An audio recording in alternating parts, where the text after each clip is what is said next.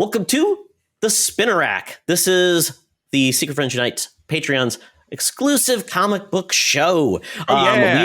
We are here to break down a specific comic book story, character, element, and I do that with Charlie Carden and sometimes guests. And this is typically a show where we break down a specific thing, and we've been doing storylines. And this week we're doing Irredeemable Volume 1. But before we get into the meat of the show, we want to thank our patrons who make this show happen. So, Charlie, who are those wonderful people? Oh, my goodness. We have on our BFFs level, or excuse me, our Best Buds level, we have Jamie Prinky. And then over in the BFFs, the top tier, we have the awesome Nias family, Sean, Stella, and Henry. Your friend and mine contributed to the show, Missy Merchant, and her friend, Andy Milliken. Thank you to all of you for making programming like this possible. We couldn't do it without you, so we do love you. Todd, what do we have selections this week? As I've said before, I let Todd pick these. He throws something at me, and then we read them. And so, yeah, what do we got going on here?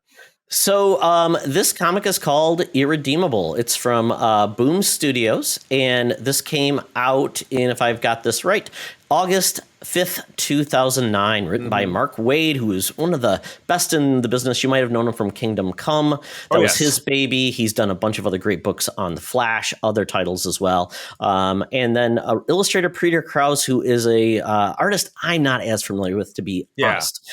He does not do the covers, I believe, so that's hopefully it's not a bait and switch to some of you who would be like, oh, that work doesn't look the same, which is very common in comic books these days. Is this that's not an Alex Ross on the cover of this, is it? I don't believe so. No. Okay, that's all right. I mean, it's I thought it was great art inside and on the cover. I wouldn't have really have given it a second thought as not being the same or being inferior or superior. So anyway, I thought it was fine. Yes. It's hard to tell by the cover because there's like a little name on it, but I cannot tell who that is with a little. Typically, every artist signs their art. This one, it's really hard to tell. It looks like two eyes coming together. So don't know, but not Peter Krause because that doesn't look like a P or a K. Yes. So from that, this comic is available on Comixology if you want to get it there. It's still in trade paperbacks, available at your comic book shop as well. And the synopsis is: Irredeemable asks the question, or dares to ask the question, what if the world's greatest hero decided to become the world's greatest villain? A twilight of the superhero style story that examines supervillains from the writer of Kingdom Come and Empire. Empire is a very similar type of story, Charlie, just tell you, but that's where the villains win. And that's a world where the bad guy kind of takes over, and it's what happens. But this is kind of the opposite. And Mark Waid has typically been the guy who only does things from the pure-hearted superheroes, has stuck to traditional stories, but he does have a layered storytelling. So for him to do this type of book was a big step forward to say, what if you took Superman, who finally just had enough? And that's kind of the best way to say that is Snaps this like premise. A twig. Yeah, exactly. Yeah, so this is 4 issues long, and I was joking with you, Charlie. I said I couldn't sleep one night, so I decided to read this book to hopefully get my brain shut off a little bit more and then fall asleep. It was a page turner, so it did not work in that way because I kept reading. I read up through volume 3. Oh, wow. Yes. Okay. Yeah. Holy cow. So it is a page turner, which is a good thing because then it's like, oh, I want to know what happens next. And that's what great comic books do. So that's kind of the premise of this comic. This comic obviously has overtones of Superman, super group, things like that. But essentially it's about the Plutonian, who's the main character. He snaps. We don't, in the first 4 volumes, we don't, and there's spoilers. There might be spoilers in here. We don't want to dismiss you from checking out this book, but we do have to hit some beats. So we don't know exactly specifically what the event that caused it to break or was a culmination of things over time. But you do get hints of it, like when he's listening to a crowd and everybody's cheering him on, and then he hears one voice that says, it kind of dismisses him or treats him like those absolute shades of Homelander, without a doubt. Correct. The television version of it, because you remember that he's giving a speech at one point. The show's been going on for a while. He's giving a speech, and somebody accosts him or whatever it is, or yells something nasty, and then he has a daydream of just unleashing his laser vision and just wiping out that front part of the crowd, which doesn't happen. Exactly. And I was looking about it because I was like, I don't want people to think this is just The Boys, because that was a study in superheroes, all of them being kind of rotten to the core, exactly. And being at their whim, versus this is truly We don't get that in this book, which was not like, it's not like the all like looking at the view of like, oh, everything's bad and you can't trust anyone. This was not that story. Yeah. They are layered heroes as you go on, as I would read it. I learned more, which was good, but it wasn't that. And The Boys came out in the comic in 2006. So yes, you'll see tones of that, but from a Homelander perspective, not from every hero. And this really is focused on the heroes versus like the everyman, which is kind of the Boys perspective. Right. Although there, at the end of this first volume, there ends up being, once the Plutonian is going nuts and he turns to wipe out a city, just wholesale slaughter of civilians. I enjoyed it too. I didn't find it quite the overall page turner that you did. I found, and this was unavoidable, but I found it to be somewhat distracting. That they're throwing out all these character names out there, and although I feel like they did their best to keep us informed, like here's the Legion of Superhero people, and they find a secret fortress or whatever it is, but I'm just like, without that built-in familiarity, I'm like, okay, well, where's this piece or that piece? Because really, you're playing to the Plutonian, and I felt like something that was contributive of his snap is when his secret identity was revealed within the news organization that he worked in, and then he walks to all the people and says, hey, my secret now, you'll never be safe again. And then subsequently all those people end up killing themselves because they can't deal with the pressure. That was very raw. That's not something that you'd see out of Clark Kent. No. Yeah. So that was, and to your point, during that scene, he goes up to the satellite before the power that thing actually gets the satellite to launch. He destroys the satellite. So it's like, wow, he just figured it out. Right. And just everyone, these are original creations. These are not tied to any existing universe. So it's a lot of like, we're not even going from the beginning of the story. We're kind of jumping all the way into something has happened. And here you are now. And that is, to spin off of Irredeemable, that's kind of unavoidable. Because again, I know that on the DC side, that the Injustice storyline, that Elseworlds deal, that is all based around, well, what if the Joker killed Lois Lane? Isn't that whole story? And then Superman, boop, that's absolutely makes him crack. So this is it in some ways, I think, suffers from a disadvantage of the fact that, well, we don't know these characters, but the archetypes, even if you just sit back and say, okay, well, this is, just imagine, this character is their Batman, this character is their Wonder Woman, and it's within that framework, but then it's also the violence that is everything you see on The Boys, both in the comic and certainly on the screen, with Homelander squishing heads and cutting a guy in half by throwing a ragged a car door at him or something like that. Just a very casual, though we're in The Boys, in some ways it's played for its own type of laughs. It's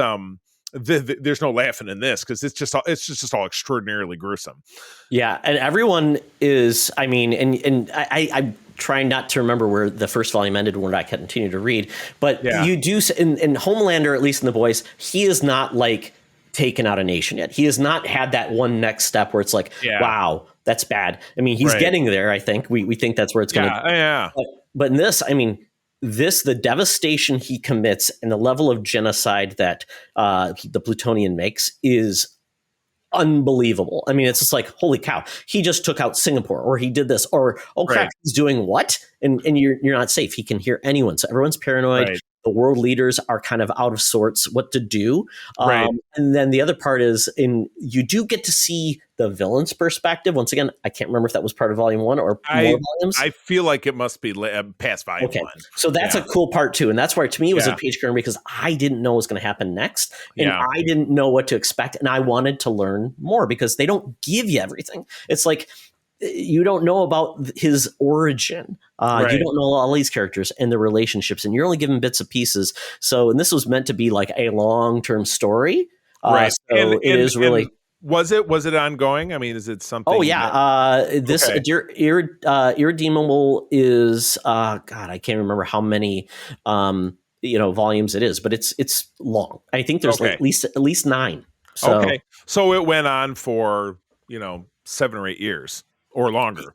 Absolutely, and Yeah. it's an independent book largely because it's at Boom Studios. So Yeah. Mark Waid is able to do what he wants for a long period of time, which is Right. nice. And then he made a companion piece, Charlie, called Incorruptible. It's on the Okay. other lens of a villain, so we Oh, may have to okay.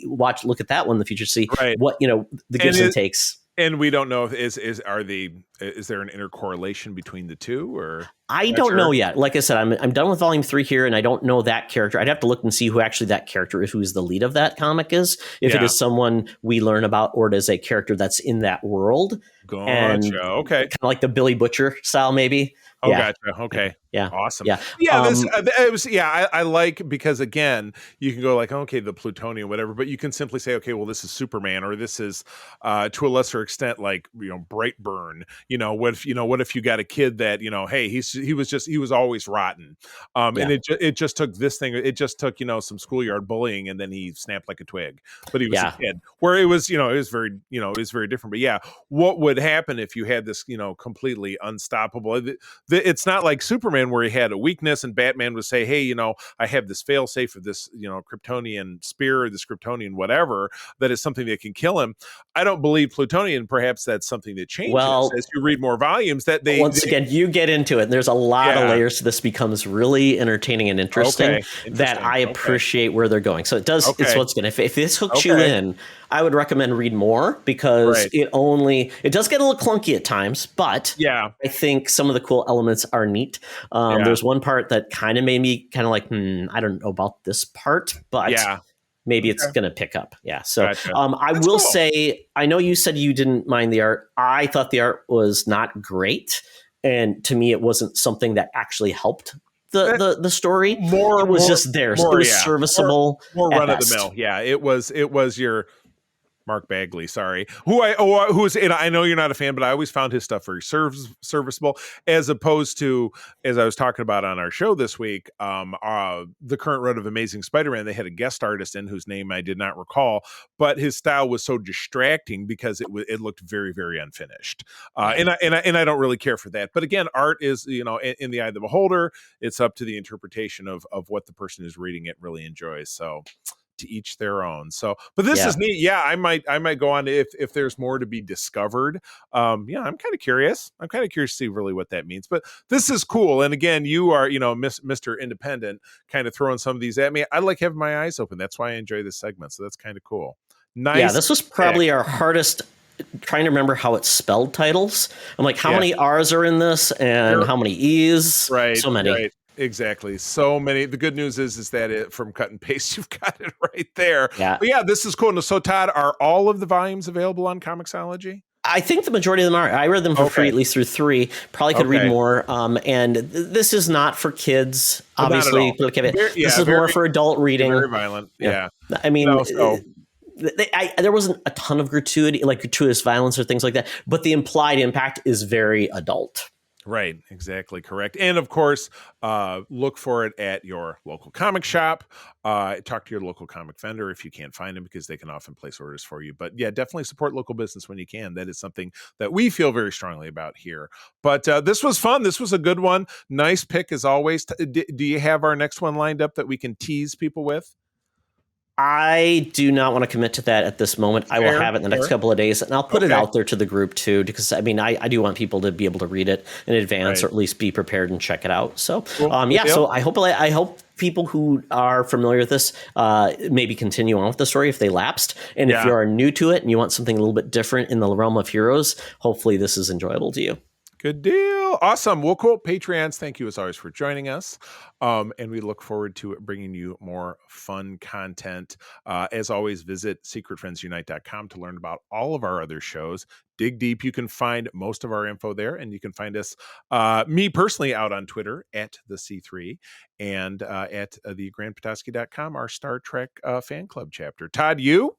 At T Oxtra is where you get most of my stuff, just having fun with the world, interacting with others in the nerd mind hive. And then other than that, try to keep our Twitter flowing with updates on our shows and kind of like who we're going to have on. It's a great way to direct people and hopefully get more people interested in our stuff, which then leads people to secretfriendsunite.com and also to our Patreon. So if you're on a Patreon trial right now and listening to this too, let me just tell you right now that you'll get the show about every 2 weeks. You'll get Charlie's stuff, Mark's on occasion as well. So that's a reason to say subscribed. You bet. All right. I will say goodbye, and we will see you next time. Everyone, remember, be the hero, not the villain. And as Stan Lee always says, Charlie, Excelsior!